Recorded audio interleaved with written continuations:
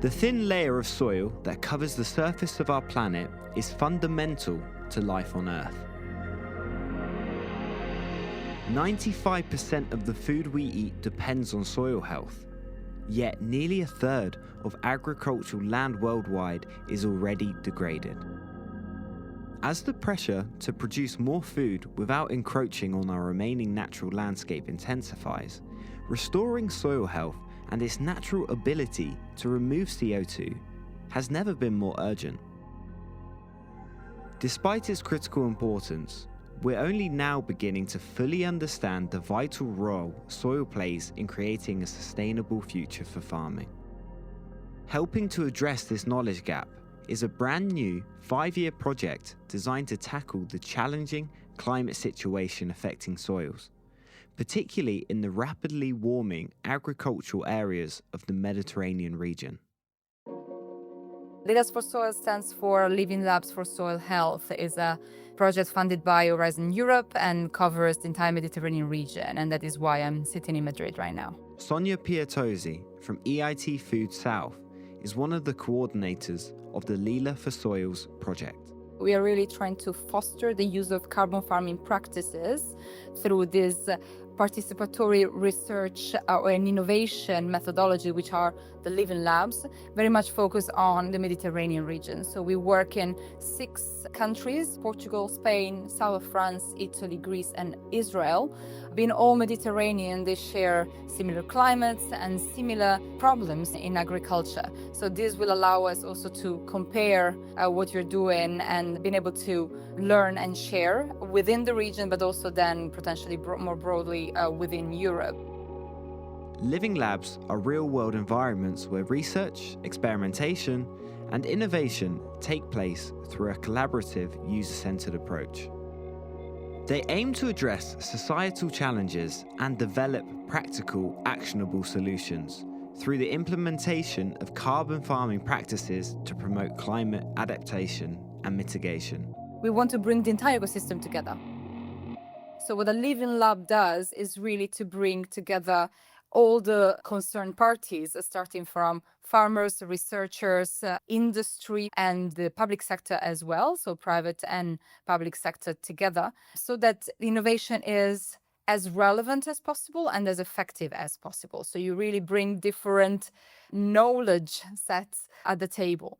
And particularly, I think it's very important when you are innovating and researching to bring the user at the center. At the end of the day, you want to create a solution for a problem, not just a nice new product or a nice innovation. And in our case, of course, we are dealing with agriculture, so the user will be the farmer.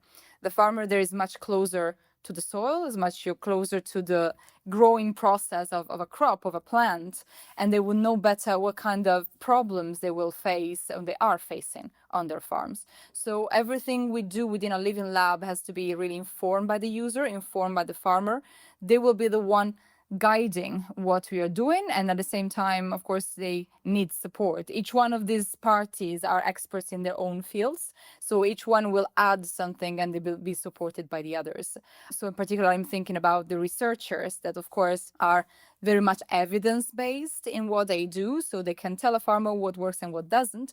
But then the additional part of a Living Lab is that we're gonna test this research, this evidence in real life. So at the end of the day, a farm is a very complex mechanism, not only from an environmental perspective and how a plant grows, but also from a business perspective. So what it works and what it doesn't work also from a business point of view. And all of this is also to try to innovate, or as someone says, going back to regenerative agriculture is almost going back to the origins, how we used to do it before. But nowadays, so we are transforming the system backwards or forward, we will see.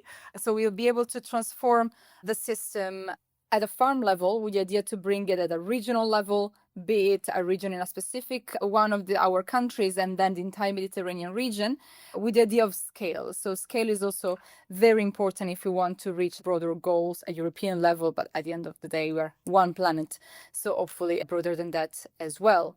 So this innovation needs to be tested at the farm level in a real world setting.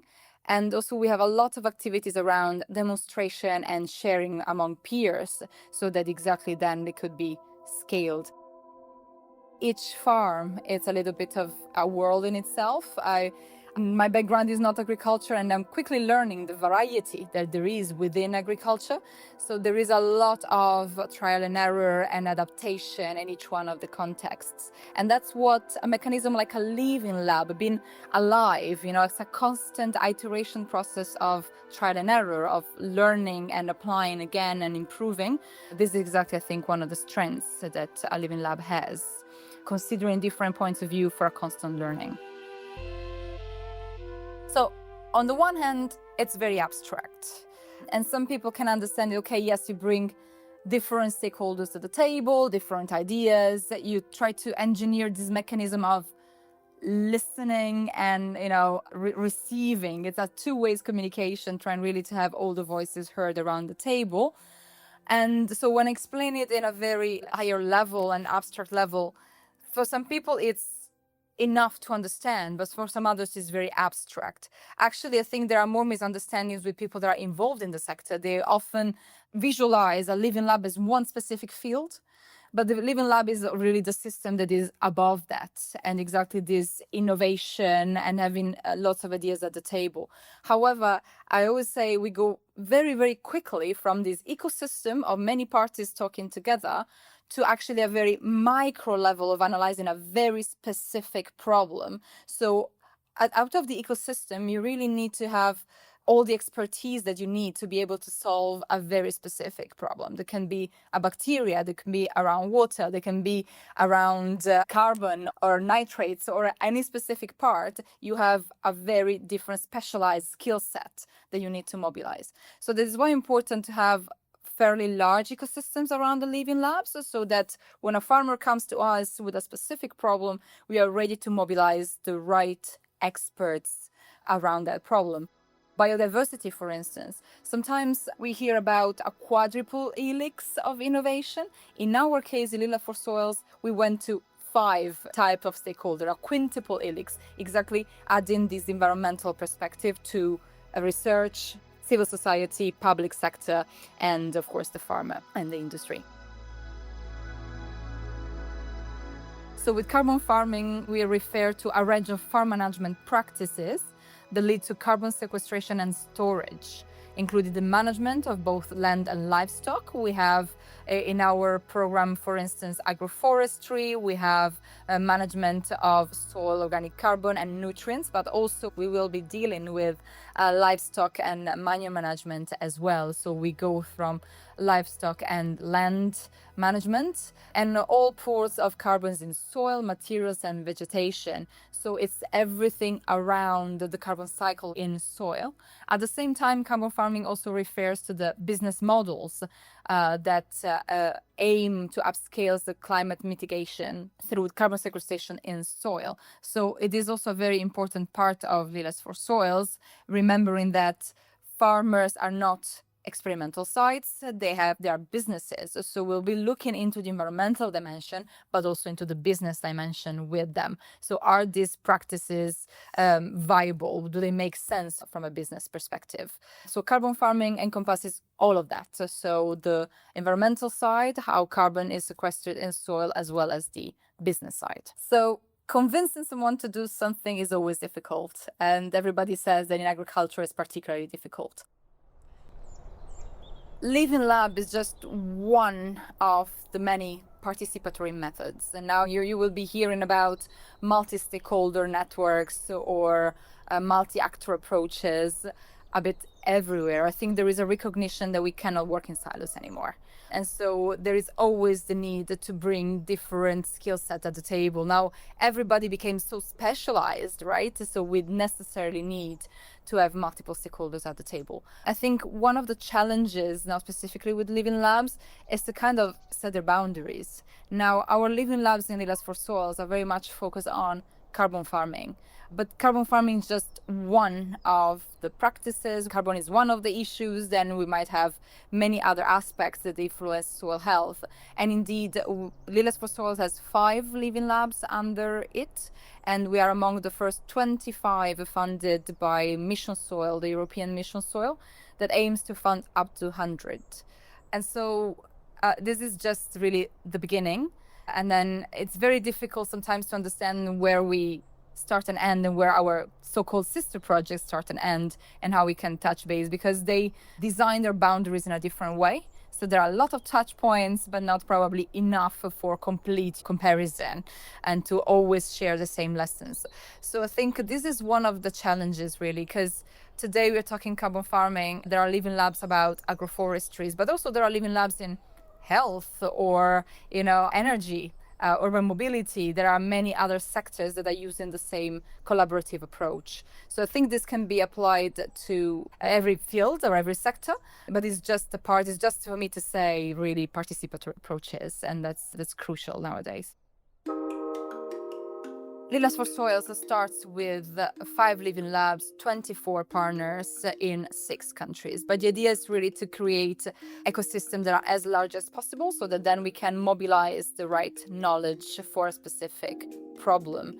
So in the spirit of increasing the pool of experts, including the farmers that we have at the table, we are now recruiting 50 farmers to bring within the living labs. So we are opening this call on the 10th of March, and it will be open until the 16th of May.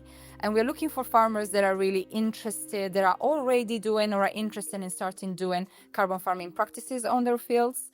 We're asking them to avail 1 to 5 hectares, so it doesn't have to be the entire farm, because we recognize that there are some risks involved, especially in the transition, and there will be quite a bit of experimentation, trying to find the right practices for the farm, or the right combination of practices on the farm. What farmers will have is technical support. So in each one of the living labs, we have organizations that are there to provide technical support to farmers, so agronomists and specialized organization, as well as researchers. They will also be part of a network. Just recently, we launched some of our living labs, and what we heard from farmers is that they feel quite isolated often because they feel a bit of pioneers in these practices. So it's great to see like-minded farmers and to be able to share experiences. And also, they will have the opportunity to share the knowledge with other farmers and more broadly with all the stakeholders involved. And at the end of this process, we'll also aim to influence policy as well. So we also have in the Living Lab in Leaders for Soils some partners that have that kind of policy reach. So they will be really part of this entire ecosystem. So you're looking for farmers that not only want to try the carbon farming practices, but that really have this experimental mindset and want to come to the entire journey with us. We're talking 3 to 4 year commitment. And in turn, we also give them a little compensation for it. We're talking about 5,000 euros per year to work with us and participate to workshop, participate to some of these knowledge sharing sessions as well. And of course, data sharing is a big part of all of this to try to be as evidence-based as possible, given all the many variables that we have in a real world setting. I personally think that it's undeniable. The size of the problem nowadays is undeniable with climate change and with all the natural disasters that we are seeing around us, the more and more frequent, right? And so we all need to participate in trying to transform, to change the system. I really feel the urgency of this transformation because we keep hearing that 2030, 2050 are around the corner and our targets, not even the targets are ambitious enough, let alone the action to achieve these targets. So I can only encourage everybody to be part of the discussion and to really try to have a voice. And then I'll take it often on me as coordinator of a project like this one that involves Living Lab to making sure that all the voices are equally heard. So I think on both sides, we have our work to do. Experts to really voice their concerns, farmers to tell us what's going on in the field and what are their needs to be able to transform what they're doing in a sustainable way. And non-experts like myself to be able to coordinate all the different areas of expertise that are needed in a way that there is effective collaboration that really helps achieving the right solutions and scale them up in a time frame that is still useful for all of us to keep life on Earth if we want to be very ambitious and very long term.